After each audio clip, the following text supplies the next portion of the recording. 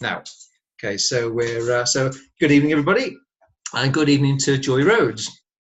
Hi, Ian. Thanks so much for having me on. No, it's a pleasure. And actually, your accent doesn't sound very Devonian. No, a bit further away. A bit of water, so a bit in Devon. But no, I'm Australian, of course. Yeah, and that fits with the book. So the reason that we're chatting tonight is because we're doing a giveaway of your debut novel, which I'm just going to wave at the camera for people to see. And already lots of interest on this on our network. I think there were 10 or 12 people within about the first 20 minutes all vying for a lovely. So it's obviously going to go down very well. Set in Australia.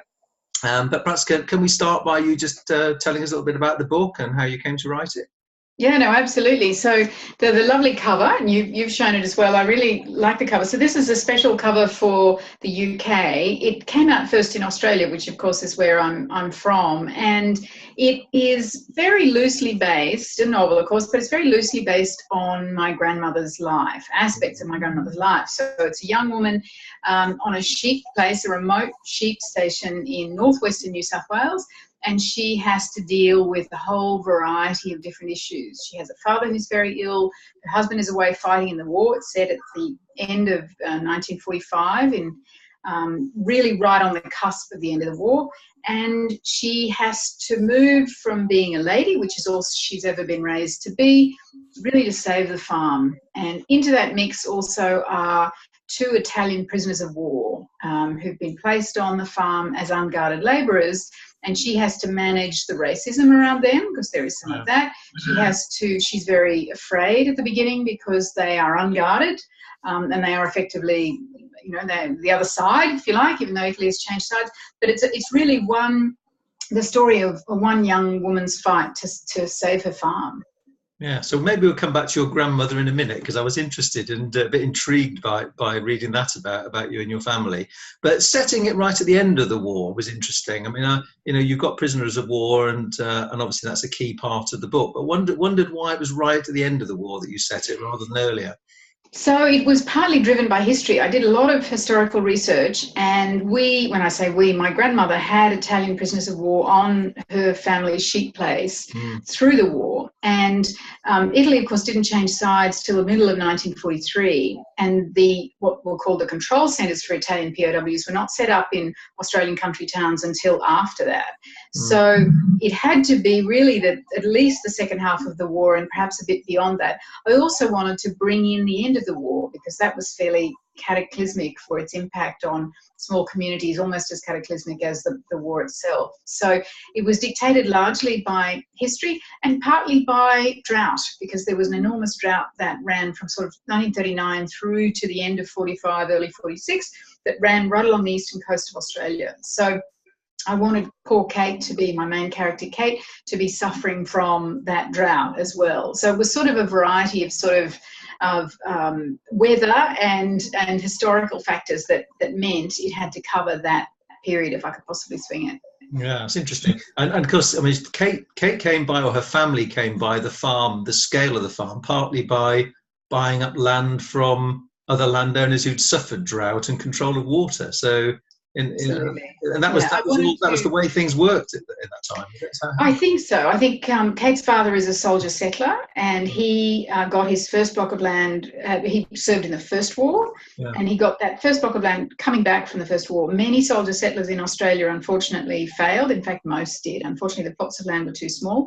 He's the exception, but he did exactly as you say. You recounted a story from the book where he takes advantage of his neighbours. In one case, he builds a dam, cuts off the water from the neighbours below him, and they eventually go bankrupt, and he buys their land at a low cost. So he has built this place, to use the way he's described in the book. He's a bit of a bastard, and so that's how he's seen in the district. And so that Kate, on the other hand, is very much raised to be a lady, and her mother, now deceased, has sort of distanced Kate from that roughness of her father's character, and she's very much been raised only to be in the homestead, only to be a lady. So what I wanted to do was put Kate through a whole lot of trials and tribulations to really force her from ladyhood to being someone who had some confidence, who could manage and run a farm, if she could do it.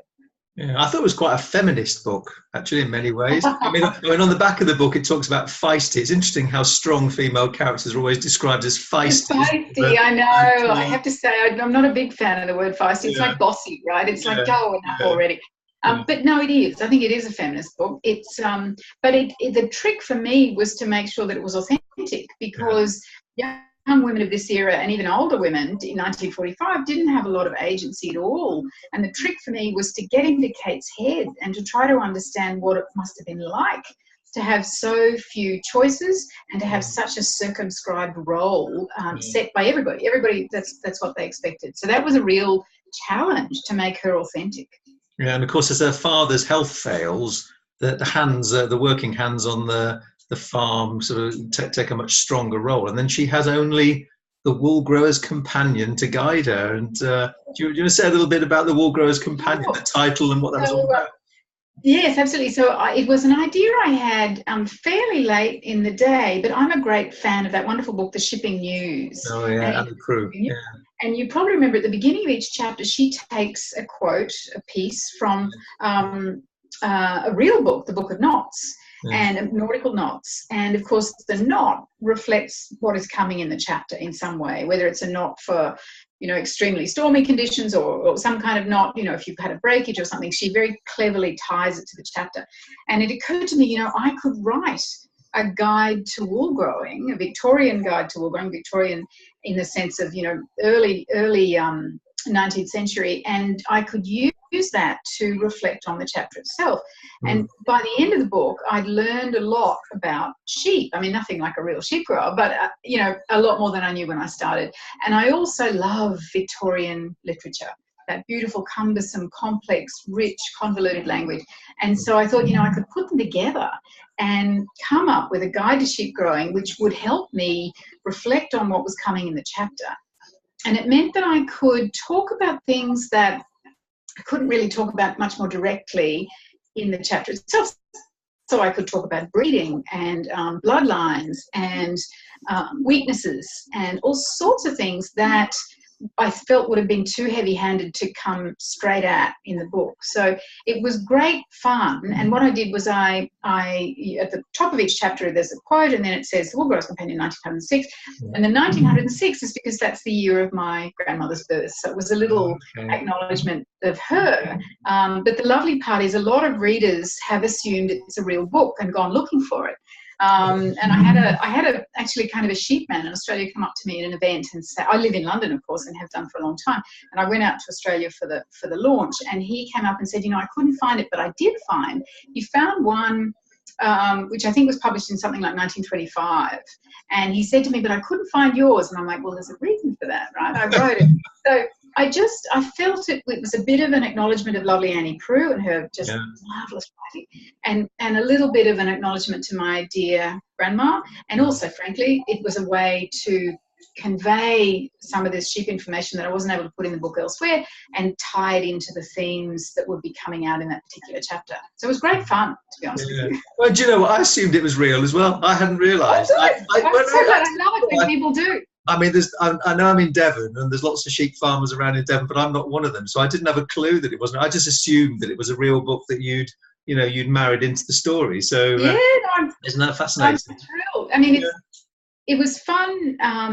Talking to sheep people, I learned a huge amount, of course, and I have a dear friend who's a vet, so she was very helpful to me as well, because the authenticity of it, not just the sheep aspects, but all sorts of aspects, it was important to me that I get it right. I mean, there are mistakes in it, but it's as much as I could do it, I wanted it to be a whole. And the sheep thing was part of that as well. It was great fun. Yeah, it sounds like it. Well, before everybody thinks that what you've written is a non-fiction book about rearing sheep, no. we perhaps ought to come back to some of the other themes, because we have, Kate's father's health is failing, and the vultures, in a sense, are circling around Kate, wanting to recover the farm from her. The wicked bank manager, ooh, nasty, boo the man, and then there's a love story all woven in there as well, and so some other facets to the book that actually are the stronger elements. I know that the sheep's the background, I guess. Well, you talked about it being a feminist book, and it certainly is a book about strength. And I would hope, I started writing, wanting to write about strength and how people can discover perhaps that they have strength that wasn't there because they haven't been raised to believe it was there. So that was very much a theme that underpinned what I was writing. And I did want to reflect on what I'd seen as a child. So my parents, my father grew up on the equivalent of the sheep place where it's set, really. But he left the farm. He was the second son, and he sort of made his own way. And he had, with my mum, they had John Deere dealerships. And so, but I had seen, my mum did the books, my father kind of did the front of the house, I think, front office.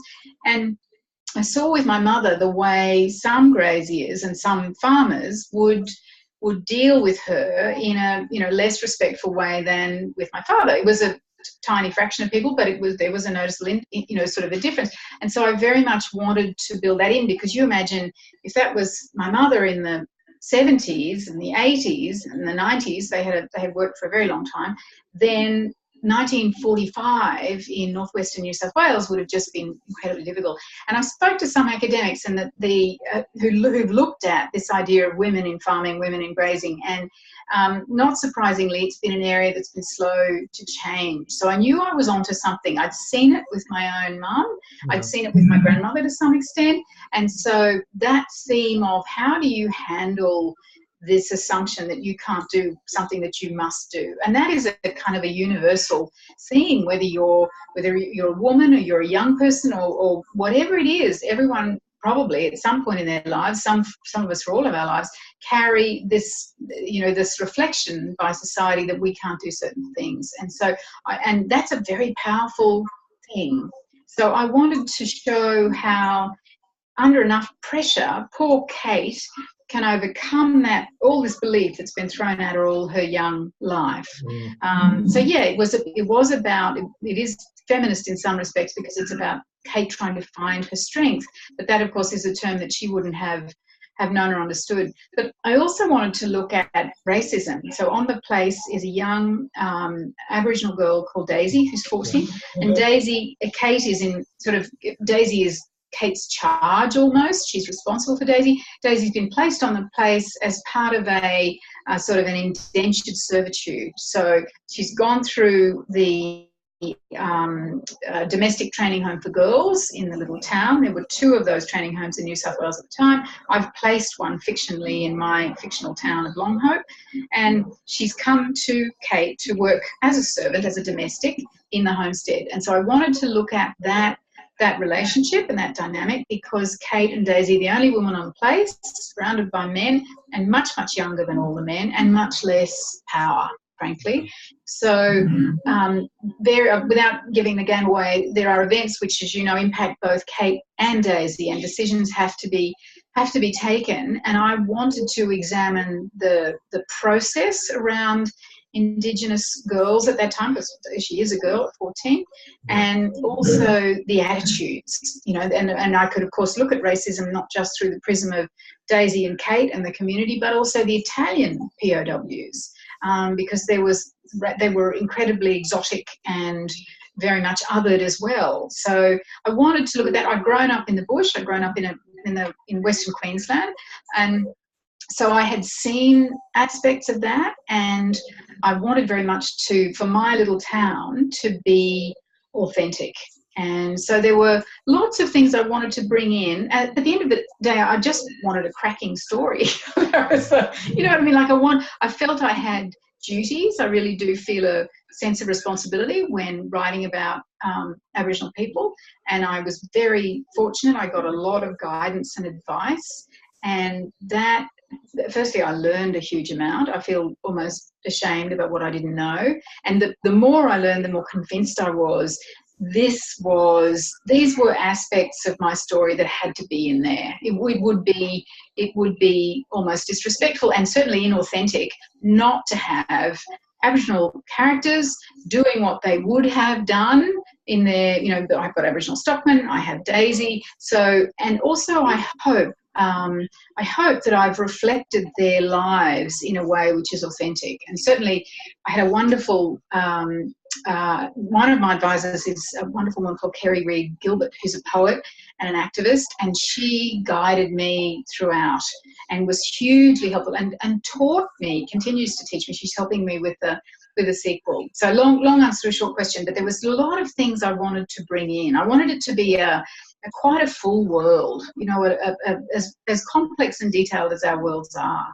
Yeah, well, certainly that came across. I mean, I've never been to Australia, but I could kind of smell it and feel it, and I enjoyed. I mean, the kind of world building aspect of the book I thought was really good. So I did feel I was there, and I thought actually, although you wrote in that period of time and you discussed the themes you've just been talking about, that it still felt current. Actually, I don't mean that the prejudices necessarily are the same, but it's a very current, in our current time. It feels like the themes you're exploring there. And we've all come on. Yeah, well, it did. As I was writing, and I wrote all of it from outside Australia. I've been away from Australia for a very long time, but the more I wrote, the more I was writing about Australia. And it did. As I was writing it, I was thinking, you know, this is, in many respects, I mean, the Italian prisoners of war were not immigrants, but this is all about people who are foreign and new and unusual, and there is worry and concern and prejudice and fear and all the things that come with that. So it felt, you know, worryingly that there were a lot of parallels. Yeah. And then running all through that, there's love as well. Talk about love a little bit too. I hope so. So I wanted to really shake up poor old Kate's world. And Kate is married at the beginning of the book and at the end of the book. She had been through a wartime romance. She married probably a little over hastily. Her mother was very ill, and her mother introduced her to a young man who was visiting the district. He was actually convalescing. He was serving. He'd hurt his hand, and at that time what would happen was virtually any available hospital bed, almost no matter how far away it was, would be filled with convalescing soldiers. The harder the case, the further away kind of thing. So we end up with Kate's husband in the town, and he becomes her husband after a relatively short romance. He gets himself sorted out and back to active duty. But Kate was very young and very inexperienced and didn't really understand whether what she felt was love, and she believed it was. But unfortunately what happens is her husband and she are very different. And as she begins to grow in confidence and responsibility, as her poor father declines, her husband, of course, tries to pull the strings, and he's really a city boy to a large extent, and she struggles greatly with this idea that someone who has no expertise or knowledge would give her instructions and assume that he has the right to give her instructions, even though he knows nothing about her world. That she's only learning, but she's been there 23 years. So I wanted to look at love and at concepts of love and at duty in some respects, because she considers it very much her duty for her marriage to thrive, and then but also I think an unexpected love. So one of the Italian prisoners of war, I won't say which one, they become friends. They work together over time, and through that friendship and through the hardships that she faces, slowly that shifts towards something else. And I wanted to explore that because I think that's I wanted it to be an unexpected love, you know, a very much starting with a friendship, but then a recognition that it was well beyond that. And their circumstances are such that each of them has very little power. You know, the Italian POW will be shipped home. Her husband will come back from the war. So it was one of those sort of perfect moments. Will it get to the point where there can be an expression of love? And that's part of what the book does, is have us follow that relationship. Yeah, and we're not going to give away any spoilers, but exactly. But there's lots of loose ends to work the way through, and do they get resolved or not is what the reader will find out by the end, I suppose. Yeah. And I guess what I will say is I've literally just yesterday, I think Penguin announced it, put out a press release in Australia, so they have signed me to do the sequel. So I'm very much, literally, I was working on it today, and it's, I've been working on it off and on since I finished writing this one. But you know what, do you write, Ian? Are you a writer? No. Not at all. Because I was going to say, well, I think what tends to happen, writer friends who say to me, you think if you've got it all locked down, because I like to plan. It doesn't always go according to plan, but I like to have a fairly tight framework. But I've thought I was there so many times, and yet today I kind of finally feel that one of the threads of the book, which is in fact, interestingly, a romantic thread, is finally, I think, come together today. So it's but yeah, it's great. It's a great pleasure to write. And it's a great pleasure, I hope, to have something which is satisfying to readers. That's the goal. Great story, but it has to be satisfying. Well, I thought, at the risk of sparing your blushes, I thought for a debut novel it was very accomplished, and it did. Well, no, seriously. I mean, I'm not just buttering it for the sake of it. I enjoyed reading it. I was engaged with Kate from the beginning. I was kept, I was held all the way through. I wanted to know what was going to happen. And the book is juicy, and it does move. It moves very quickly, actually. So it didn't take me very long to read it. So that's fabulous, because the second book thing is real. I felt I think you do come at your second book like, oh gosh, that must have been a fluke, and so you kind of got this terrible paralysis. But no, I feel like now I've got quite a lot of it written, so it's very much it's like combing wool appropriately. Like my mother used to spin, and we would card the wool and she would then spin it. And I remember, there's very sharp, those things. They're a kind of a flat, square, rectangular, really, carder, and you pull the strands of the wool. And that's what I really think writing a book is like. You keep doing it, and it turns from this, from the sort of the raw fleece into something more, more organised. Yeah, and that's what it feels like I'm doing. And it's a wonderful thing when you start to feel it's coming together. It's a great relief. Well, I can see that. So when do you think the sequel is going to be done? There's a dangerous question for me to There ask. is a dangerous question. Don't tell Penguin. No. So they're gently saying, when can we have it? So I think it will be out next year. And as soon as I can possibly get it to the point where I feel confident with it, I will hand it over. It's and I'm very keen to do that, because I also feel I'm getting queries from readers. I loved it. Are you writing a sequel? And if you are, when is it coming out? So, and from my perspective, I'm also thinking about the next book. So I'd like to, I'm kind of ready to tidy this one up and move on to the next. Oh, you're in the groove now, aren't you? No, in the groove.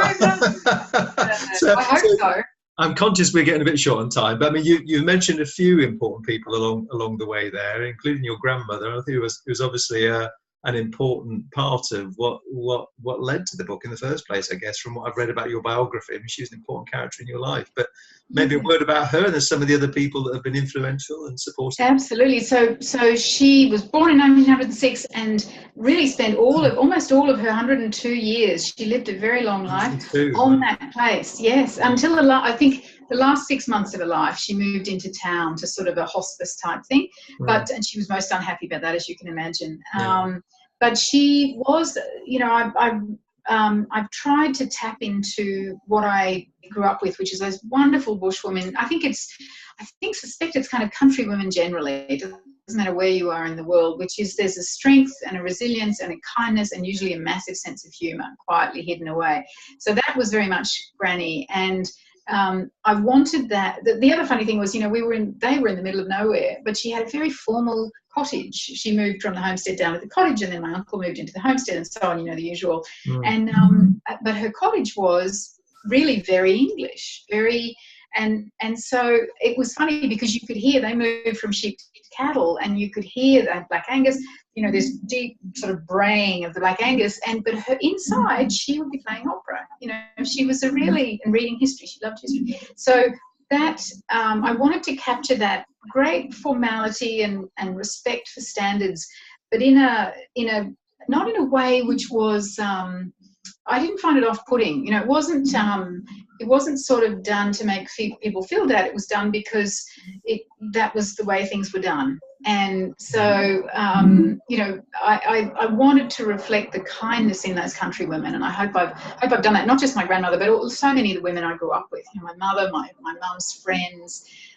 There's a real warmth and a generosity and a spirit that is just a wonderful thing, I think, born out of an incredibly difficult livelihood, a difficult lifestyle.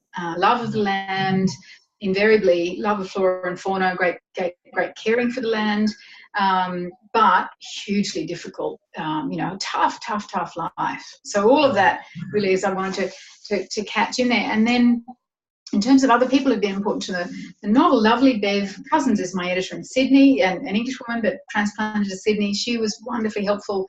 Clara Farmer, who's here in London, also tremendously helpful in shaping the novel, as was my agent, who happens to be based in New York, Stephanie Covens. So I've been very lucky with all women, coincidentally, but very, I've learned a lot, and I hope I'll always continue to learn, and to work with Penguin and Chatto, and the editing and the suggestions were just fantastic. I didn't change much, but with the benefit of all that expertise, people were able to say, well, tell you what, why don't you move this section here? And it's like, yes. So there was, I felt in very safe hands, and I felt the book was in safe hands, which was important to me, because I couldn't go with a publisher that would do things, particularly to the Aboriginal aspects, that were not respectful. So, and Penguin were fantastic, really very, on board with all the work that we'd done, and respectful in terms of recognizing what needn't be touched. So it was great. I had another publisher who was very interested, and I had long conversations with each of the publishers who was keen. And this particular publisher, I was very concerned would really take that Daisy-Kate relationship and turn it into something that it could never have been in that place in that time. So Penguin been fantastic, really, really helpful. Yeah, wonderful. Not surprisingly. Yeah, no, they're obviously a big publishing house, aren't they? You've done amazingly well to find your way through to that. So, well, I won't say readily. I'm sure it took a while to find your agent and publisher, but you got there. So that's fantastic. So look, I think on that note, I mean, congratulations on the book. Wave at the camera once more. Yes, exactly. We're both waving. Yeah, beautiful cover as well, and the book is a great read. I'm sure people down here, I know people down here are going to love it when they read it. And certainly, as I say, there's a lot of interest in winning our giveaway, which runs until the 3rd of August. Midnight on the 3rd of August is when we're asking people to finish their application to join in, and one of these books will be given away. So more of that as we go along. And it's great to have you on our Twitter hour so often as well, and joining in with our. It's my pleasure. It's great to have found you all. Well, I know you're in London, but you've been very closely connected with Devon, and of course, if you come down here at all, let us know. And there's always a good Devon welcome for you as well. Exactly, and bookshops. Bookshops. We've got bookshops. We've got some great bookshops, so we can easily link you up for some of those if you come down. Yeah, that's for sure. Anyway, it's been delightful talking to you. Thank you ever so much. And if you're still around in 25 minutes, hashtag Devon Book Hour tonight. Yes, 8 o'clock. Absolutely. Thanks so much, Ian. Take care. Okay, Cheers. lovely to talk to you, Joy. Bye. Bye-bye.